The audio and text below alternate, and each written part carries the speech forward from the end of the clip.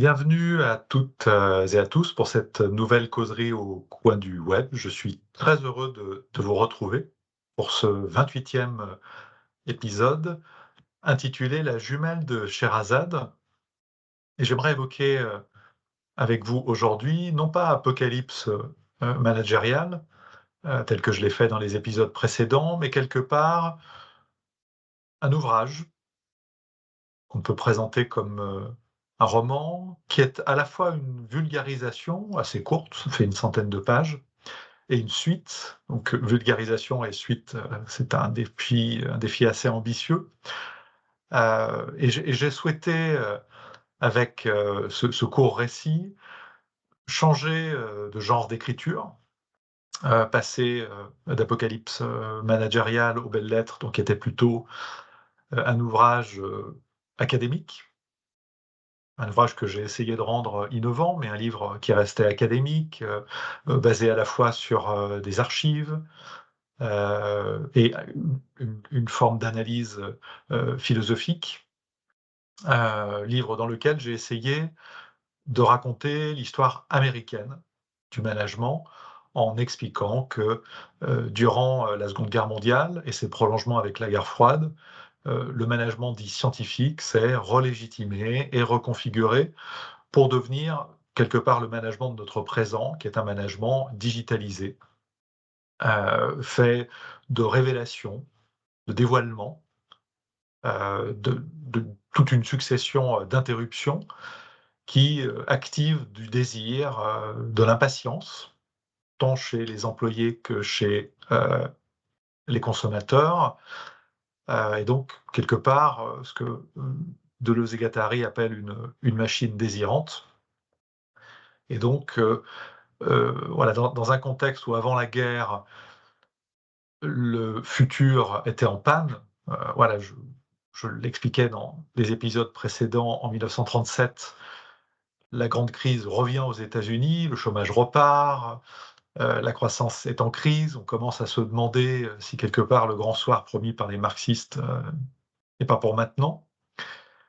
Il y a un vrai manque de désir, d'appétit pour le futur. On peut constater voilà, par exemple en 1939 que l'exposition universelle à New York a pour titre Unlocking the Future. Il y a vraiment quelque chose de bloqué.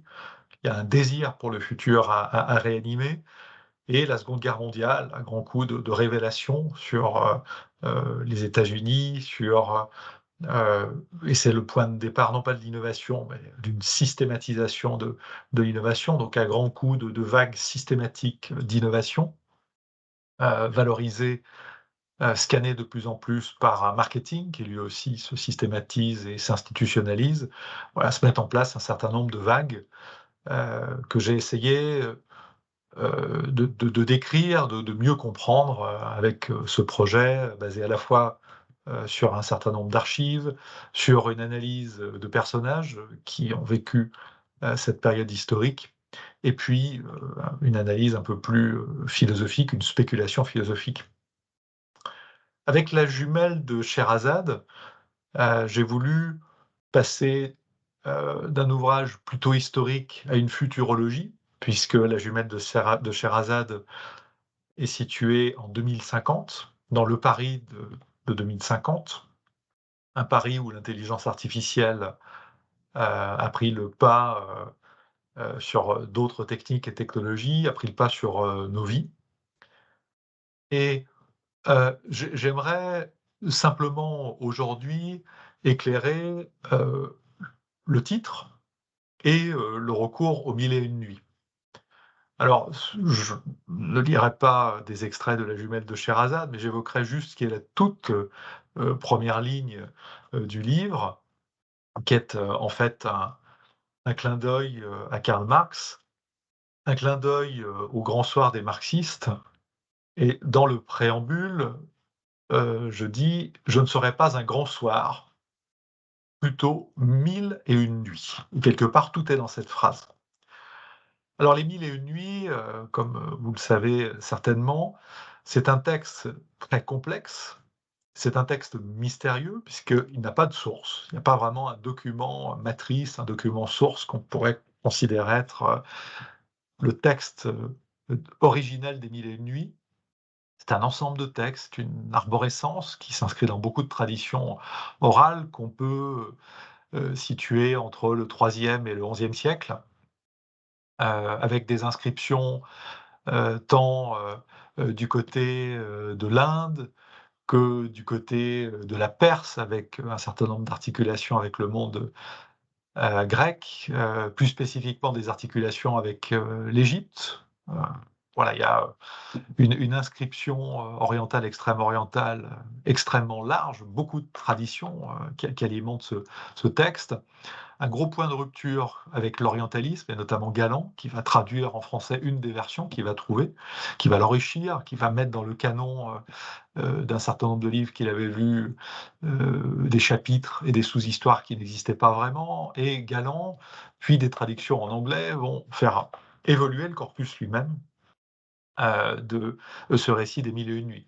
Alors, vous connaissez toutes et tous, la base de cette histoire, voilà, Scheherazade, pour ne pas être tué par, le sultan, décide, chaque soir de lui raconter une histoire qui, s'interrompt sur un cliffhanger, un moment de suspense, et elle continue, l'histoire, la nuit suivante, et donc le sultan, voilà, voit sa curiosité, attisée, ne la tue pas parce qu'il veut connaître la suite de l'histoire, et puis quelque part, tout au long de ce processus, va apprendre la patience, va quelque part lui aussi être, transformé par un texte qui, sur, le fond, est assez intéressant, puisqu'il a plusieurs entrées. Il n'y a pas, un schéma linéaire, il y a plein d'histoires qui s'entremêlent.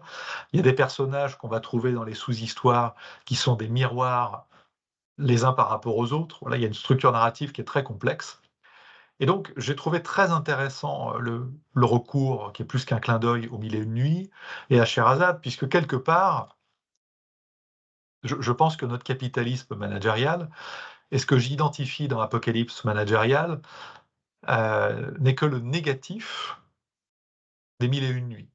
Je pointe quelque part une jumelle de Sherazade qui est la version négative de la version authentique de Sherazade dans les Mille et une nuits. Alors pourquoi est-ce que j'emploie cette expression? Parce que autant la Sherazade authentique cultive quelque part la patience, apprend la patience à travers ce désir interrompu, et est un chemin vers une forme de sagesse. Quelque part, les Mille et une nuits, dans, les textes, originaux sont, pour forcer le trait, quelque part, Le Prince de Machiavel. Ce sont des textes éducatifs avec une portée existentielle et politique. Voilà, on apprend la patience, on apprend à se poser, on apprend le recul, on apprend à décentrer.